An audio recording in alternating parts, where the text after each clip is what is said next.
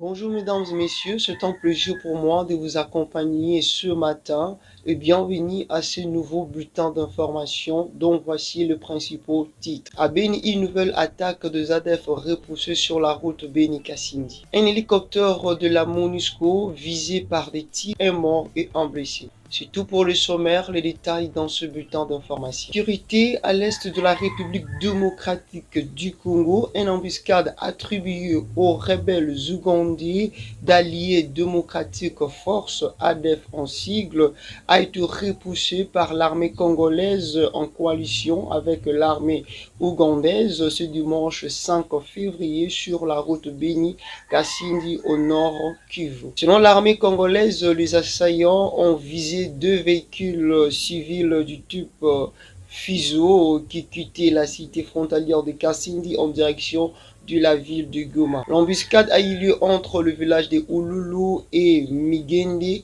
C'était dans l'avant-midi, explique le témoin. Deux militaires qui étaient à bord de ce véhicule ont réagi à l'attaque et le pire a été évité, explique le capitaine Anthony Mwalushai, porte-parole des opérations Sokola 1, sans avancer un quelconque bilan côté assaillant. Le rebelle zougandais ADF voulait se ravitailler en vivres, mais ils n'ont pas pu le faire grâce aux soldats zougandais UPDF qui étaient non loin du lieu de l'embuscade et qui ont réussi à repousser le rebelle, ajoute le porte-parole militaire à Beni. C'est la énième attaque constatée sur la route Beni-Kassindi. Cette route qui relie la République démocratique du Congo à l'Afrique de l'Est n'est toujours pas sécurisée en dépit des opérations militaires qui se déroulent dans la zone impliquant les armées congolaises et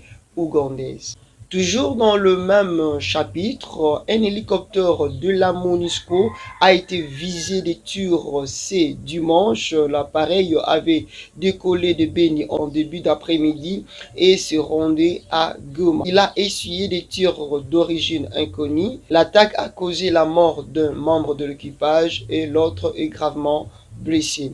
L'hélicoptère est néanmoins parvenu à atterrir à l'aéroport de Goma. La MONUSCO explique ses plus sincères condoléances à la famille et au pays d'origine du casque bleu décédé et souhaite un prompt rétablissement aux blessés. La représentante spéciale du secrétaire général des Nations Unies en République démocratique du Congo et chef de la MONUSCO, Madame Bintou Keïta, condamne fortement cette attaque lâche contre un aéronef porteur de l'emblème des Nations Unies, dit la mission dans un communiqué.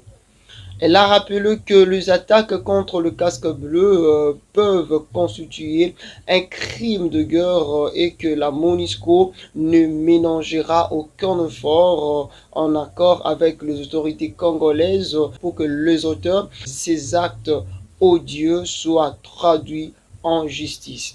Ici est de savoir que le casque bleu mort est d'origine sud-africaine. À la suite de cette attaque, le gouvernement réitère son appel pressant au Conseil de sécurité pour de sanctions immédiates contre le M23 et leurs alliés rwandais pour le crime de guerre répétitif. Dans un communiqué publié ce lundi matin, le condamne cet acte intervenu 24 heures après le cessez-le-feu décrété à Bujumbura. Selon les autorités congolaises, l'attaque se déroulait dans la zone sous contrôle des M23 et leurs alliés, les RDF, en province du Nord Kivu. Restons toujours dans ce chapitre. Le gouvernement rappelle que le mandat de la force régionale de l'EAC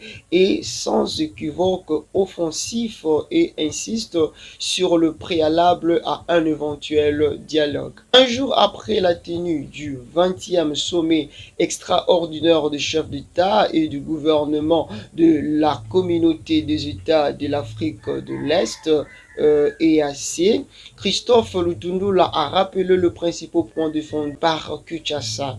Le gouvernement de la République démocratique du Congo tient à rappeler que le mandat de la force régionale est sans équivoque offensif selon la lettre et l'esprit du communiqué de 3 conclave de chefs d'État de la CAC d'avril et juin à Nairobi, ainsi que du communiqué final du mini-sommet de Luanda, su évoquer le ministre des Affaires étrangères. Le chef d'État de la région ont décidé de la tenue de la réunion dans une semaine de chef d'état-major des armées de l'EAC pour évoquer de nouveaux chronogramme. Les gouvernements de la République démocratique du Congo considèrent que la non-application de la feuille de route du mini-sommet de Luanda par le 1-3 a provoqué l'escalade de tensions au nord.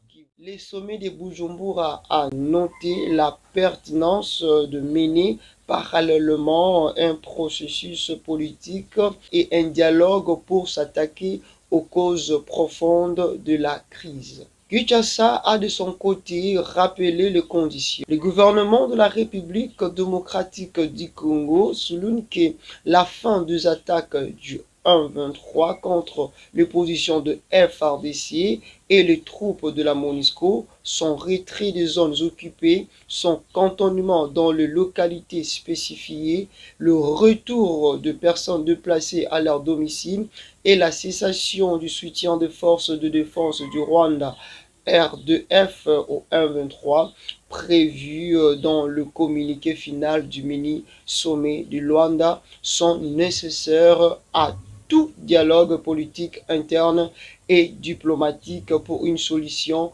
durable de la crise sécuritaire à l'est de la République démocratique du Congo, celle le strict prescrit de 3 conclaves de chefs d'État de l'EAC et du communiqué final du mini-sommet de Luanda du 23 novembre 2022 permet de restaurer la confiance entre les États de la région de perspectives de paix crédibles. C'est tout pour aujourd'hui, mesdames et messieurs. Merci de nous avoir suivis.